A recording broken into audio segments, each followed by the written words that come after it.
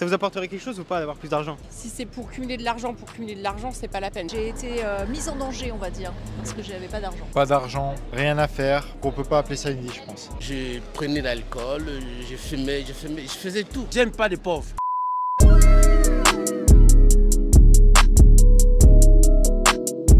Bon les gars, du coup la question qu'on se pose c'est est-ce que vous avez déjà manqué d'argent ou est-ce que vous manquez d'argent actuellement?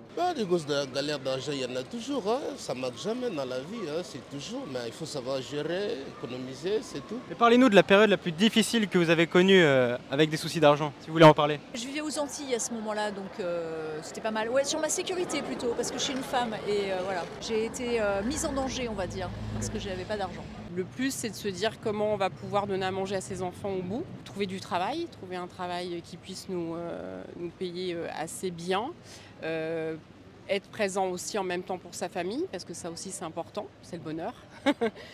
Voilà, après rien de... C'était pas triste non plus. On est en direct de Lyon avec André. À Kinshasa. Voilà, bonjour à Kinshasa. Je suis ici à Lyon.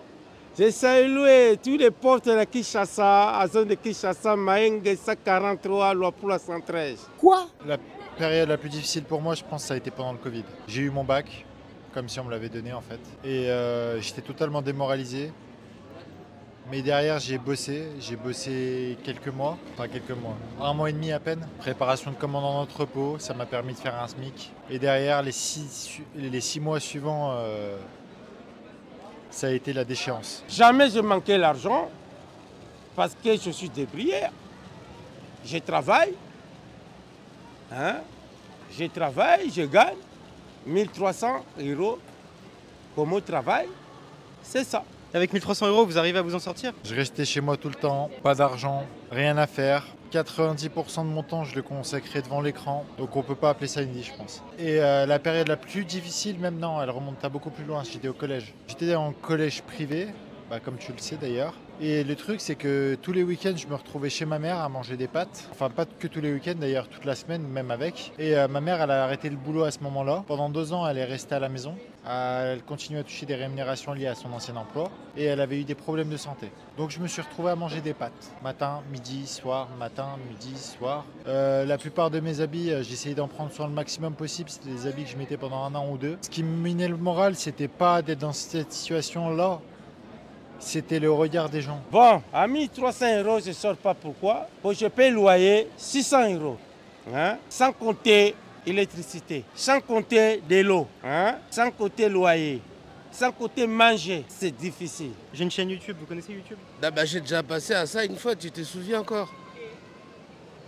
Ici, vous m'avez posé tant de questions, je sais pas. Oui, vous m'avez dit que vous étiez croyant. Oui, voilà. Oui, je me rappelle. J'ai déjà vu, on s'est déjà vu. On s'est déjà vu. Non, mentalement, c'était vraiment compliqué, trop dur, mais je t'avais dit dans la fin d'année que moi, je suis croyant.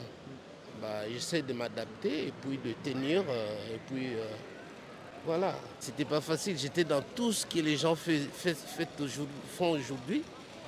Je prenais l'alcool, je fumais, je faisais tout, mais j'ai pas compris, c'est la force de Dieu qui m'a tiré. Il y avait toujours ce truc de dire ouais, mon père il gagne tant, ouais, ma mère elle gagne tant, ouais, si. Et surtout quand tu te retrouves en collège privé, tu vois. Les bourges ils traînent entre eux, t'as ceux qui considèrent comme les parvenus tous les autres, ceux qui sont pas forcément riches. Et moi je faisais partie de ceux-là. À cette époque-là, j'essayais de me cultiver au maximum parce que je me disais que c'était ça la vraie richesse en fait. Et en soi ça l'est. Le truc c'est que le regard des gens m'a beaucoup blessé parce que je portais pas les derniers habits de mode. J'avais pas de téléphone. Le premier téléphone que j'ai eu, c'était un 3310. Je subissais leur harcèlement, j'étais de plus en plus isolé. Je me retrouvais bien souvent à mentir sur la situation de mes parents. Si vous lisez la Bible, vous allez voir qu'il y a un passage dans la Bible qui dit que l'argent répond à tout. Donc on a besoin d'argent pour s'en servir, mais d'une manière intelligente, sage, de ne pas s'en servir pour faire n'importe quoi. Investir, aider les gens, faire des choses qui est mieux pour encore aller plus loin. Voilà, vous allez trop loin André. Vous allez trop loin André. Non, l'idée c'est vraiment de savoir si vous, en tant qu'individu, vous aimeriez avoir plus de thunes, plus de fric, plus de moula. Ah bon? Ah. C'est ça qu'on veut savoir André. Est-ce que l'argent apporte plus de bonheur? Oui, pour moi l'argent porte bonheur. Comment? Quand il n'a pas l'argent, quand il n'a pas l'argent, comment faut faire? Une femme pour chaque c'est une femme, l'argent. Pour aider la famille, l'argent. Pour ouvrir des empresas, des compagnies, l'argent. Hein? Mon ami, l'argent, ça donne quelques valeurs. Je suis pauvre, mais je n'aime pas les pauvres. C'est clair. L'argent fait le bonheur. Si par exemple ton bonheur tu le tiens à partir de vêtements que tu achètes ou de voitures de sport, bah forcément si tu as de l'argent pour en acheter, tu seras heureux. Après pour certaines personnes, l'argent ne fait pas le bonheur, mais il y a une partie qui fait le bonheur. Parce que si tu es malade, avec l'argent tu peux te soigner. Du coup l'argent fait le bonheur. Et après, sans être offensant ou méchant, les pauvres diront que l'argent ne fait pas le bonheur parce qu'ils en ont jamais eu assez pour se permettre certaines choses. Alors je dis pas qu'il faut vivre avec beaucoup d'argent, mais quand vous avez de quoi manger déjà, vous loger, et puis de se dire qu'on peut encore sortir au restaurant ou payer des vêtements à ses enfants, une glace, des bonbons, enfin c'est vrai, c'est ça hein, le petit bonheur, hein. C'est de pouvoir se faire plaisir avec des petites choses, voilà. Demain tu peux être millionnaire, mais être, on va dire, avoir ce manque-là, tu vois. Et moi en tant que, comme je t'ai dit, je suis un chrétien pratiquant, tu vois. J'ai beau avoir de l'argent, j'ai beau avoir tout le matériel dont j'ai besoin, qu'on me donne. Le manque qu'il va y avoir, c'est Jésus-Christ dans ma vie, genre. Et l'argent, c'est qui contribue au bonheur. Mais mon vrai bonheur, ma vraie source de bonheur, moi, c'est Jésus-Christ. Je me suis inscrit à la mission locale après mes 6 mois de dépression à la maison. Et j'ai commencé à bosser avec ma mère. Pendant 1 mois, je bossais de nuit. J'ai touché 2000 € à travailler en 40 heures par semaine. Heureux. J'ai pas touché un seul centime de salaire parce que j'étais dans la merde. C'est que tu cumules des dettes. Et au bout d'un moment, t'es à 2 doigts de te retrouver devant la Banque de France et tu fonces quoi. Si tu vas te prendre un McDo, peut-être à 15 balles, certes tu vas apprécier. Mais tu vois, c'est différent d'aller dans un bon resto classe où tu vas te sentir avec plus de prestance et tu vas plus apprécier. J'aime l'argent.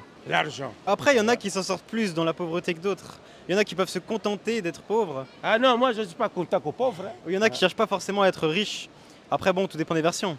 Moi, j'accepte, bon, un jour peut-être je suis riche. Hein. L'argent, je ne refuse pas. J'en ai besoin aussi.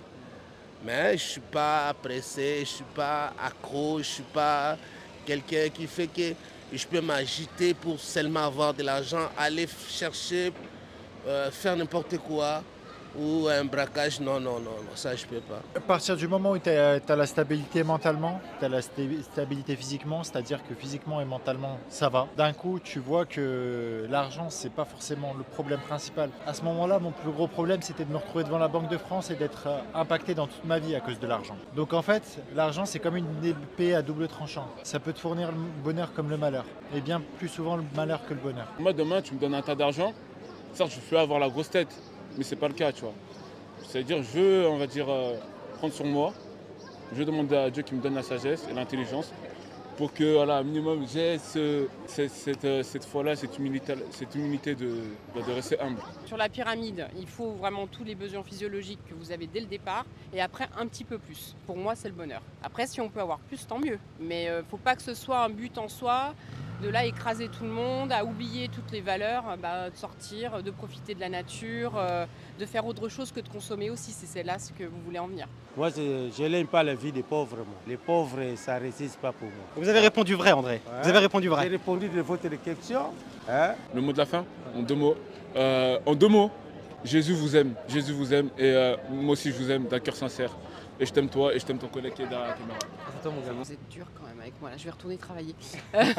L'argent n'est qu'un outil qu'on utilise pour acheter la confiance d'autrui. N'achetez pas la confiance, gagnez-la. Force à vous les refs et bonne chance pour faire des millions. Il ne faut pas se comparer aux autres et il faut chercher son bonheur à soi.